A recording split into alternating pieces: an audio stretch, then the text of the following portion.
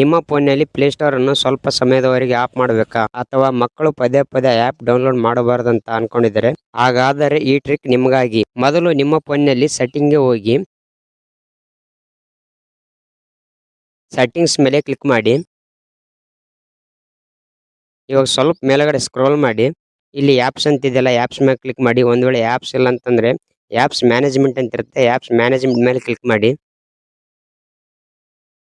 ಇಲ್ಲಿ ಕೆಳಗಡೆ C all apps ಅಂತ ಇದೆಯಲ್ಲ, ಸಿ ಆಲ್ ಆಪ್ಸ್ ಮೇಲೆ ಕ್ಲಿಕ್ ಮಾಡಿ. ಇವಾಗ ಸ್ವಲ್ಪ ಮೇಲ್ಗಡೆ ಸ್ಕ್ರೋಲ್ ಮಾಡಿ.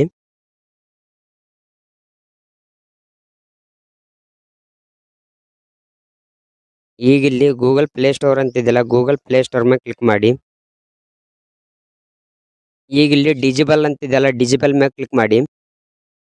ಡಿಜಿಬಲ್ ಆಪ್ ಮೇಲೆ ಕ್ಲಿಕ್ ಮಾಡಿ. ಇವಾಗ ನಿಮ್ ಫೋನ್ ನಿಂದ ಪ್ಲೇ ಸ್ಟೋರ್ ಕಾಣೋದಿಲ್ಲ, ಮರೆ ಆಗಿಬಿಡುತ್ತೆ, ಐಡಿ ಆಗಿಬಿಡುತ್ತೆ. ಇವಾಗ ಇಲ್ಲಿ ನೋಡಿ, ಅವಾಗ ಇಲ್ಲಿ ಪ್ಲೇ ಸ್ಟೋರ್ ಕಾಣುತ್ತೆ, ಇವಾಗ ಪ್ಲೇ ಸ್ಟೋರ್ ಕಾಣ್ತಿಲ್ಲ. ಇದನ್ನು ಮತ್ತೆ ವಾಪಸ್ ತರಬೇಕಂದ್ರೆ ಸೇಮ್ ಸೆಟ್ಟಿಂಗ್ ಹೋಗಿ ಹೋದ ನಂತರ ಇಲ್ಲಿ ಎನಿಬಲ್ ಅಂತ ಇದೆಯಲ್ಲ, ಎನಿಬಲ್ ಮೇಲೆ ಕ್ಲಿಕ್ ಮಾಡಿ. ಇವಾಗ ಮತ್ತೆ ಪ್ಲೇ ಸ್ಟೋರ್ ಆನ್ ಆಯ್ತು ನೋಡಿ. ಮತ್ತೆ ನಿಮ್ಮ ಸ್ಕ್ರೀನ್ ನಲ್ಲಿ ಇಲ್ಲಿ ಕಾಣ್ತಿದೆ ನೋಡಿ, ಈ ತರ ವಾಪಸ್ ಬರುತ್ತೆ. ಈ ಇನ್ಫಾರ್ಮೇಶನ್ ಇಷ್ಟ ಆದ್ರೆ ಒಂದು like or comment. Thank you for video ನೋಡೋದಕ್ಕೆ.